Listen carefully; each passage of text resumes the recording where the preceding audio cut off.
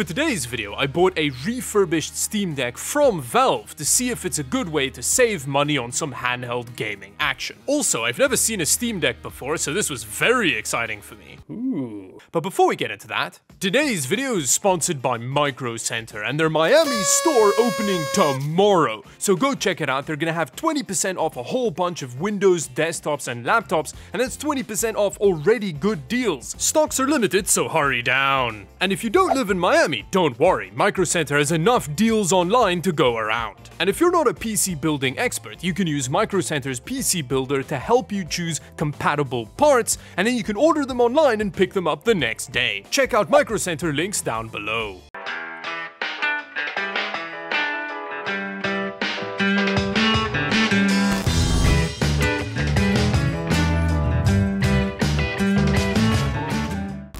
I've been looking for a refurbished Steam Deck from the Steam site for months now, but I haven't been lucky enough to find them in stock. In fact, stock is such an issue, they even have an FAQ listing explaining why they're never in stock. Some nonsense about quality control or whatever. In terms of versions, they don't even offer a refurb option of the OLED Steam Decks yet, so unfortunately you have to go with the loser normal display. But anyway, eventually after waiting my whole life, some stock of the 512GB variant popped up, which I could buy for 450 Canadian dollars, about 110 CAD less than buying it new. In fact, the Steam refurbs seem to be cheaper than most of the refurb options you can find on eBay. So if the condition's as good as they're saying, this seems like a pretty good deal. So this is the Steam Deck that I bought from Steam, and I'm very excited to check it out because I've not seen a Steam Deck in person before. Okay, yeah, that's correct. Oh, no way, it comes with a case. That's pretty cool. And I'm assuming this is the power brick with a companion cube. Yeah, that is a power brick that you can clearly tell isn't brand new. There are a couple of things on it that kind of give away the fact that this Chicone power supply is refurbished, but I'm sure it'll function well. At least I hope so. So they designed a whole new sleeve for it. So I'm gonna pull it off like that. Ooh, they lock the case with a little security tag, presumably to keep the baddies out. There is a feeling of use on this case. It's clearly not a new thing that you're getting, but if the condition of it's good enough. Ooh, it's in really good condition. Although, again, you can kind of tell it's used. Wow, ergonomically, this was clearly designed for the human hand, unlike the Switch, which was apparently designed for some pincered animal. It also comes with a cleaning cloth. That is pretty much all we get. This is a really nice case. I like it. Whoa, that is a wildly sturdy feeling device. Like with a Nintendo Switch, when you do that with it, it feels like you're about to break your very expensive toy. But this, I mean, this feels like you could savage someone with it. That's cool, I like that, the build quality on this. Despite it being all plastic, which I guess makes sense, there aren't any creaks or anything like that. It seems like it's gonna be pretty straightforward to take apart.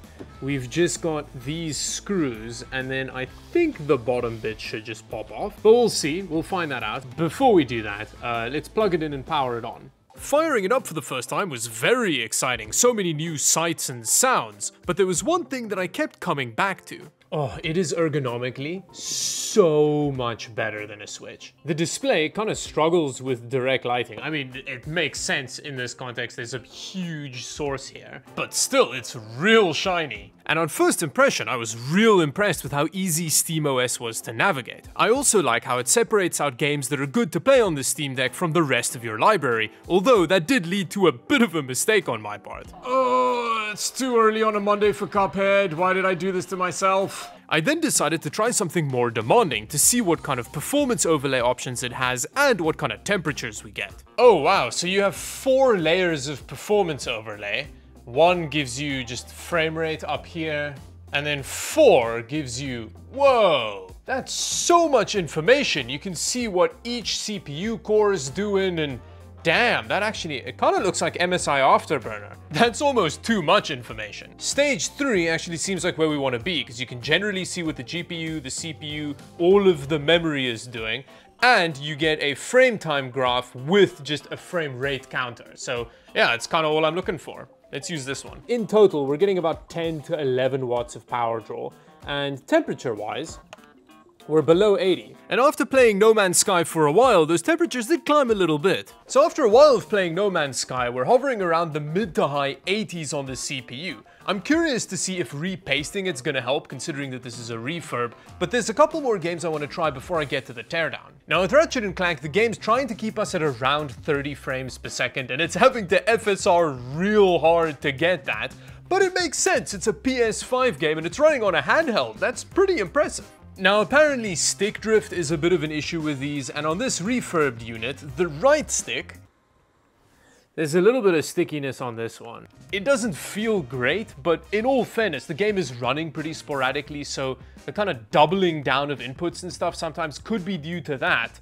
So let's try it on a different game. In Half-Life 2, the right stick also feels a little bit weird, but that could be a setting issue maybe. We'll have a closer look when we tear it down. First, there's a game I've always wanted to run on one of these. Let's give that a quick try. Now the fact that there even is a Steam Deck preset for Cyberpunk meant that I've always wanted to try the game on this, because it just feels stupid to run Cyberpunk on something like this. So let's see how it goes. Whoa, look at that. We've got Cyberpunk at a pretty stable 30 frames per second. I mean, there is fluctuation going on and a lot of motion blur. Wow. But this is kind of playable, to be honest. I mean, it's more playable than the performance we were getting off the Amazon's Choice gaming laptop from the previous video, so that is very impressive. I wouldn't play the game like this, but it's cool that it can run it. And honestly, the temperatures and noise aren't that bad. Like, this is kinda going pretty well. And it's not even like all the settings are just the lowest they'll go. I then decided to drop Fidelity FX from balanced to ultra performance. Ooh, that's a much higher frame rate. The CPU isn't happy with it though. The moment that it went over 30 frames per second, the CPU utilization jumped up a lot. It honestly doesn't even look that bad because of how small the display is. Like, yeah, it's visible, Fidelity FX, but it looks better than the Fidelity FX on Ratchet & Clank did.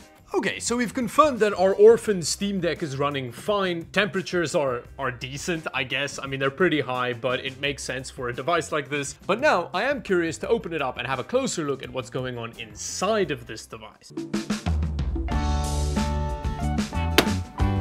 Now we get to my favorite part, which is tearing open and destroying the brand new thing that I just bought. Now it seems like we've just got normal Phillips head screws that holds the back on.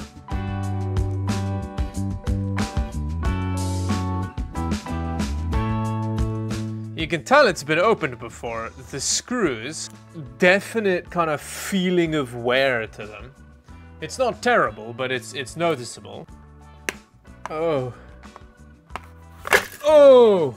Okay, that's a mistake. Move that a bit further away, and then we can try again.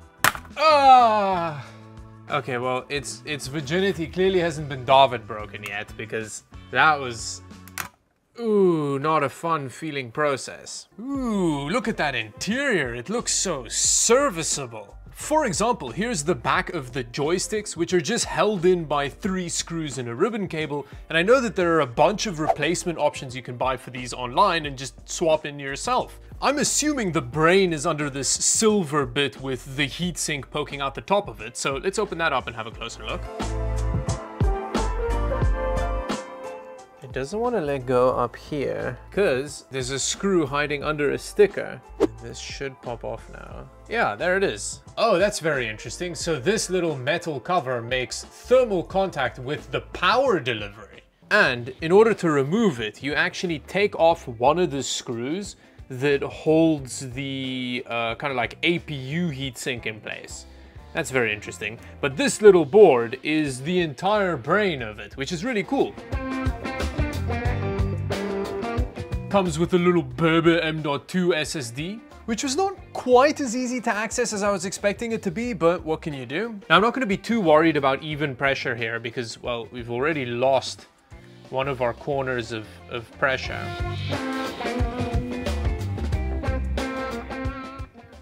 It's so tiny! So first off, our heatsink apparatus is very cute. It's like a small bit of laptop heatsink. Underneath that lives our tiny little APU that powers our Steam Deck.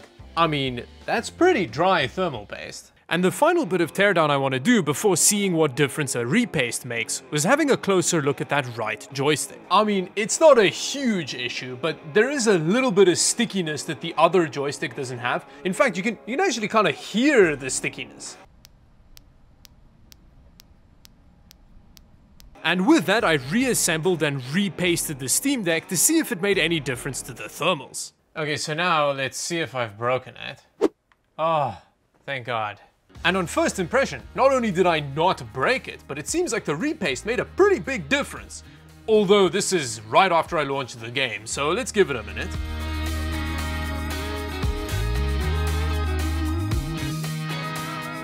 Okay, well, it's been a while and it's not made a huge difference, but it's not nothing. I think it's definitely running a bit cooler, and honestly, it's really quiet. I can barely hear the Steam Deck. So at the end of the day, I think this refurb is a pretty good way to save some money on a cool device when it's in stock once every 3 years. Which brings me to the end of the video. Thank you for watching, and until the next one, bye bye.